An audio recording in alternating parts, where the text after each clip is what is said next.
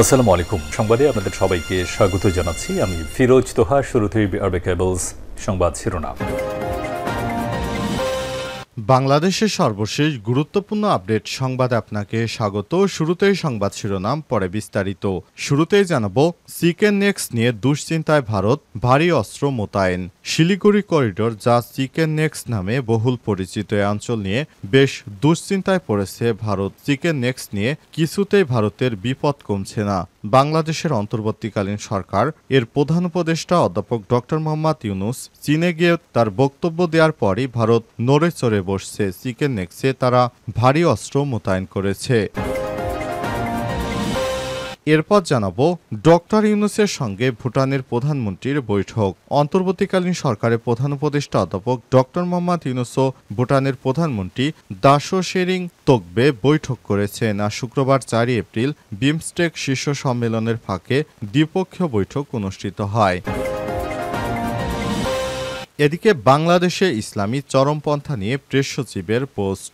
বাংলাদেশে কখনোই ইসলামী চরমপন্থা উত্থান হয়নি এবং ভবিষ্যতেও এমন কোনো সম্ভাবনা নেই বলে মন্তব্য করেছেন প্রধান উপদেষ্টার প্রেস সচিব শফিকুল আলম। তিনি বলেছেন, পশ্চিমা সাংবাদিকরা যখন বাংলাদেশে ইসলাম চরমপন্থা নিয়ে আশঙ্কা প্রকাশ করে, তখন প্রায়শই তাদের বাংলাদেশি সমাজ সম্পর্কে গভীর ধারণার অভাব থাকে। জানাবো, বিয়ের আসরে বরকে গণপিটুনি, 9 লক্ষ টাকা জরিমানা। বিয়ে বাড়িতে কনে এবং তার পরিবারের সঙ্গে প্রতারণার অভিযোগে বরকে গণপিটুনি দিয়ে শরীর থেকে শেরওয়ানি খুলে আগুনে পুড়িয়ে দেওয়া হয়েছে। বিয়ের পরিবর্তে গ্রাম্য সালিশে কনে এবং তার পরিবারকে ক্ষতিপূরণ বাবদ বরকে 9 লক্ষ টাকা জরিমানা করে বিয়ে ভেঙে দেওয়া হয়েছে। আজ টাঙ্গাইলের মির্জাপুর উপজেলা 13 নম্বর বাসতল ইউনিয়নের কটামারা গ্রামে এই ঘটনা ঘটে। এই ঘটনায় এলাকায় ব্যাপক চাঞ্চল্যের সৃষ্টি হয়েছে। এদিকে আগে ছিলেন আওয়ামী লীগ নেতা, বিএনপিতে পেলেন সদস্য সচিবের পদ। ঢাকার দক্ষিণ কেরানীগঞ্জ থানার তেঘরিয়া ইউনিয়ন বিএনপির কমিটি ঘোষণা করা হয়েছে। কমিটিতে খোরশেদ আলম জমিদারকে আহ্বায়ক ও সামিউল্লাহকে সদস্য সচিব করা হয়েছে। গত 20 মার্চ দক্ষিণ কেরানীগঞ্জ থানার বিএনপির সভাপতি অ্যাডভোকেট নিপুণ রায় চৌধুরী ও সম্পাদক মোজাদ্দেদ আলী বাবুর স্বাক্ষরিত এক বিজ্ঞপ্তিতে এই কমিটি ঘোষণা করা হয়। কমিটিতে সামিউল্লাহকে তেঘরিয়া ইউনিয়ন বিএনপির সদস্য সচিবের পদে দেখে ক্ষোভে ফেটে পড়েন নেতাকর্মীরা, কারণ এর আগে তিনি ছিলেন আওয়ামী লীগের নেতা। তিনি বিদ্যুৎ ও জ্বালানি প্রতিমন্ত্রী নসরুল হামিদের খুবই ঘনিষ্ঠ একজন ছিলেন। এবং সর্বশেষ জানাবো, মাদারীপুরের সালিশে দুই পক্ষের সংঘর্ষে আহত 10। মাদারীপুরের শিবচরে সালিশ বৈঠকে কথা কাটাকাটির জের ধরে দুই পক্ষের মধ্যে ব্যাপক সংঘর্ষ ঘটেছে। এতে নারীসহ অন্তত 10 জন আহতের খবর পাওয়া গেছে। বৃহস্পতিবার 3 এপ্রিল উপজেলার দক্ষিণ বহেরাতলা ইউনিয়নের 5 নম্বর ওয়ার্ড এলাকায় এই ঘটনা ঘটে। প্রিয় দর্শক, এতক্ষণ শুনছিলেন সংবাদ শিরোনাম, এবারে বিস্তারিত। তবে তার আগে বন্ধুরা, অনুরোধ থাকবে এই সংবাদটিতে একটি লাইক দিন। এই চ্যানেলে আপনি নতুন হয়ে থাকলে আমাদের সংবাদটি দেখতে দেখতে চ্যানেলটি সাবস্ক্রাইব করে রাখুন। কমেন্ট করে বন্ধুরা আপনার মূল্যবান মতামত জানিয়ে দিন আপনি বিশ্বের কোন দেশ থেকে বা বাংলাদেশের কোন স্থান থেকে আমাদের সংবাদটি দেখছেন এবং শুনছেন। এবারে বিস্তারিত। ভারতের চিকেন নেক্স নিয়ে দুশ্চিন্তায় ভারত, ভারী অস্ত্র মোতায়েন। শিলিগুড়ি করিডোর বা চিকেন নেক্স নিয়ে বহুল পরিচিত এ অঞ্চল নিয়ে বেশ দুশ্চিন্তায় পড়েছে ভারত। চিকেন নেক্স নিয়ে যেন কিছুতেই হাতছাড়া না হয় সেজন্য বিশেষ সামরিক ব্যবস্থা নিয়েছে দেশটি। ভারতের সংবাদ মাধ্যম ইন্ডিয়া টুডের এক প্রতিবেদন থেকে এই তথ্য জানা গেছে। ভারতের পশ্চিমবঙ্গের শিলিগুড়ি শহরের চারপাশে অবস্থিত একটি বিস্তৃত ভূমি এই চিকেন নেক্স 2025 সালে বিষয়টি নিয়ে খুবই উদ্বেগ জানিয়েছে ভারত। 22 থেকে 20 কিলোমিটার 18 থেকে 14 মাইল সংকীর্ণময় অংশে অবস্থিত এই ভূরাজনৈতিক এবং ভূ অর্থনৈতিক করিডোরটি উত্তর পূর্ব ভারতের 7টি রাজ্যকে ভারতের বাকি অংশের সঙ্গে সংযুক্ত করেছে। করিডোরের পাশে নেপাল এবং বাংলাদেশের অবস্থান এবং এই করিডোরের উত্তর প্রান্তে ভুটান রাজ্য অবস্থিত। সিকিম রাজ্যে পূর্ব করিডোর উত্তর দিকে অবস্থিত ছিল। রাজনৈতিক মারপ্যাচে ১৯৭৫ সালে ভারতের সঙ্গে যুক্ত হয় সিকিম। সম্প্রতি চীন সফরে গিয়ে ভারতের উত্তর পূর্বাঞ্চল সেভেন সিস্টার্স খ্যাত ৭টি রাজ্য নিয়ে কথা বলেন অন্তর্বর্তীকালীন সরকারের প্রধান উপদেষ্টা অধ্যাপক ড মোহাম্মদ ইউনূস। এরপরই ভারত সরকার নড়ে চড়ে বসেছে। তারা ভারতের সরকার চিকেন নেক্স নিয়ে সবসময় আতঙ্কের মধ্যে রয়েছে। চিকেন নেক কোন সময় চীন হামলা করে সে বিষয়টি নিয়ে সবসময় উদ্বেগের মধ্যে থাকে ভারত। ভারত সবসময় চায় চিকেন নেক্স সুরক্ষিত থাকতে। তাই তারা অন্তর্বর্তীকালীন সরকারের প্রধান উপদেষ্টা চীনে গিয়ে তার কথা বলার পর থেকেই খুবই চিন্তার মাঝে আছে চিকেন নেক্স নিয়ে। আর এ কারণেই ভারত চিকেন নেক্সে এবার ভারী ভারী অস্ত্র মোতায়েন করেছে। ডক্টর ইউনূসের সঙ্গে ভুটানের প্রধানমন্ত্রীর বৈঠক। অন্তর্বর্তীকালীন সরকারের প্রধান উপদেষ্টা অধ্যাপক ডক্টর মোহাম্মদ ইউনূসের সঙ্গে ভুটানের প্রধানমন্ত্রী দাশো শেরিং তোগবে বৈঠক করেছেন। শুক্রবার ৪ এপ্রিল বিমস্টেকের শীর্ষ সম্মেলনের ফাঁকে দ্বিপক্ষীয় বৈঠক করেছেন তারা। একই সময় দুই দেশের স্বার্থ সংশ্লিষ্ট নানা বিষয় নিয়েও আলোচনা করেছেন তারা। শুক্রবার স্থানীয় সময় ১২টায় অন্তর্বর্তীকালীন সরকারের প্রধান উপদেষ্টা অধ্যাপক ডক্টর মোহাম্মদ ইউনূস নরেন্দ্র মোদী দ্বিপক্ষীয় বৈঠক হয়। অন্তর্বর্তীকালীন সরকারের দায়িত্ব গ্রহণের পর প্রথমবারের মতো ডক্টর ইউনূসের সঙ্গে মোদির বৈঠক হয়েছে। মোদির সঙ্গে বৈঠকে শেখ হাসিনাকে প্রত্যর্পণের বিষয়সহ নানা বিষয় নিয়ে অন্তর্বর্তীকালীন সরকার মোদির উপর চাপ প্রয়োগ করেছেন।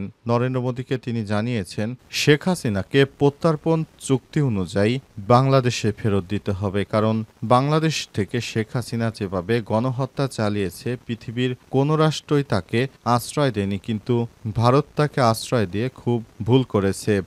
ভারতের উচিত হয়নি শেখ হাসিনাকে আশ্রয় দেওয়া। ভারত কবে শেখ হাসিনাকে ফেরত দিবে সেই বিষয়টি জানতে চেয়েছেন অধ্যাপক ডক্টর মোহাম্মদ ইউনূস। এ সময় অন্তর্বর্তীকালীন সরকারের প্রধান হিসেবে প্রফেসর ডক্টর মোহাম্মদ ইউনূস দায়িত্ব নেওয়ার পর ভারতের প্রধানমন্ত্রীর সঙ্গে এটি তার প্রথম বৈঠক। এর আগে গতকাল বিমস্টেক সম্মেলনে যোগ দিতে অন্তর্বর্তীকালীন সরকারের প্রধান উপদেষ্টা এবং পররাষ্ট্র উপদেষ্টা, পররাষ্ট্র সচিব সহ আরও ঊর্ধ্বতন কর্মকর্তারা থাইল্যান্ডের বিমস্টেক সম্মেলনে যোগ দিতে যান। সেখানে বিভিন্ন রাষ্ট্রপ্রধান যেমন থাইল্যান্ডের রাষ্ট্রপ্রধান, এছাড়াও ভুটানের রাষ্ট্রপ্রধান সহ আরও বিশ্বের অনেক রাষ্ট্রপ্রধানের সঙ্গে অন্তর্বর্তীকালীন সরকারের প্রধান উপদেষ্টা অধ্যাপক ডক্টর মোহাম্মদ ইউনূস সাক্ষাৎ করেছেন। তারই ধারাবাহিকতায় ভুটানের প্রধানমন্ত্রীর সঙ্গেও তিনি সাক্ষাৎ করেছেন এবং বাংলাদেশ ও ভুটানের বিভিন্ন বিষয় নিয়ে খোঁজখবর নিয়েছেন। এ সময় তিনি ভুটান ও বাংলাদেশের মধ্যে ব্যবসা বাণিজ্য সম্প্রসারণ করার ব্যাপারে বিভিন্ন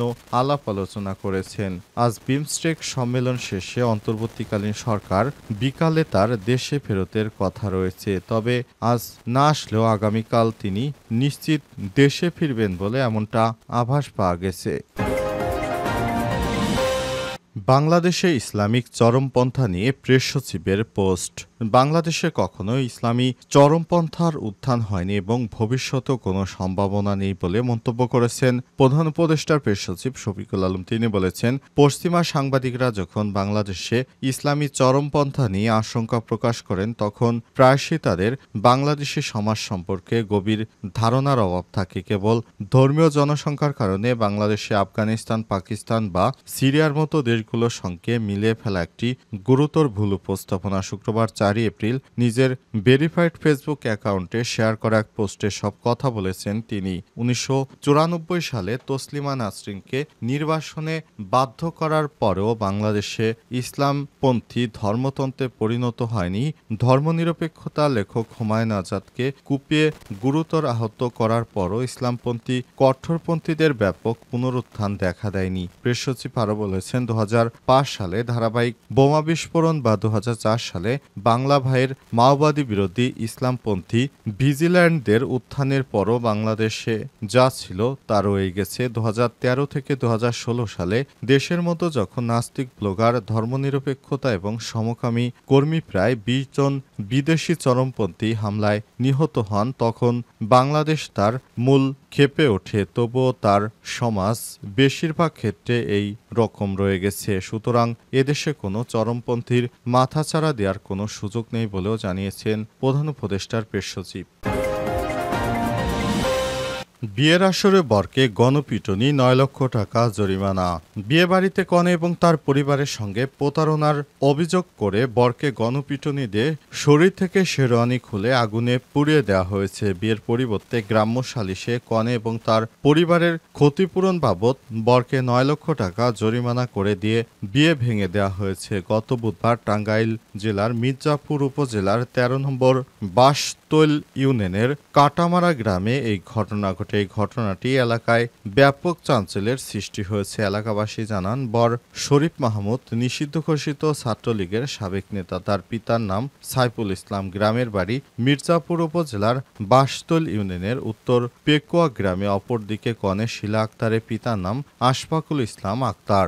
গ্রামের বাড়ি একই উপজেলার বাঁশখৈল ইউনিয়নের কাটামারা গ্রামে। ১ বছর আগে কনের সঙ্গে ৬ লক্ষ টাকার কাবিনে বর শরীফ মাহমুদের কাবিন হয়। ১ বছর ধরেই বিয়ে নিয়ে দুই পরিবারের মধ্যে টানাপোড়েন চলে আসছিল। নিয়ে এলাকায় একাধিকবার সালিশ হয়। শেষ পর্যন্ত এলাকার মাতব্বরদের অনুরোধে কনের পরিবারকে রাজি করে বিয়ের তারিখ ঠিক করা হয়। গত ১ এপ্রিল মঙ্গলবার ছিল গায়ে হলুদ এবং ২ এপ্রিল বুধবার ছিল বিয়ের অনুষ্ঠান। দুপুরে বরপক্ষ আত্মীয় স্বজন নিয়ে কনের বাড়িতে হাজির হয়, কিন্তু কনের পক্ষের অভিযোগ বিয়ে বানচাল করার জন্য চেষ্টা করে বর শরীফ মাহমুদ। তার দুই বন্ধুকে দিয়ে প্রশাসনের ভয়ভীতি দেখে এই বিয়ে বানচালের চেষ্টা করেছিল তারা। শেষ পর্যন্ত তারা বরকে এই অভিযোগ এনে সালিশের মাধ্যমে ৯ লক্ষ টাকা জরিমানা করে। এক পর্যায়ে বরকে গণপিটুনি দিয়ে রশি দিয়ে বেঁধে রাখে এলাকাবাসী। বরের শরীর থেকে শেরওয়ানি খুলে আগুন দিয়ে পুড়িয়ে দেওয়া হয়। বরের সঙ্গে আসা লোকজনকে আটক করে রাখে। এদিকে খবর পেয়ে এলাকায় বিএনপির নেতৃত্ববৃন্দর হস্তক্ষেপে মাতবার সালিশের আয়োজন করে সালিশে কনের কাবিন বাবদ ৬ লক্ষ টাকা এবং বিয়ের আনুষ্ঠানিকতা বাবদ ৩ লক্ষ টাকা সহ মোট ৯ লক্ষ টাকা জরিমানা করা হয়। পরে টাকা পরিশোধের জন্য কয়েকদিন সময় নিয়ে মুচলেকা দিয়ে বর ও তার পরিবার ছাড়া পান। সালিশের ১৩ নম্বর বাসতৈল ইউনিয়ন পরিষদের ৮ নম্বর ওয়ার্ড মেম্বার আব্দুল মান্নান খান আকাশ, বাসতৈল ইউনিয়ন বিএনপির সভাপতি আজহারুল ইসলাম আজহার ও সাধারণ সম্পাদক মোহাম্মদ আবুল কালাম আজাদ সহ কয়েক শতাধিক লোক উপস্থিত ছিলেন।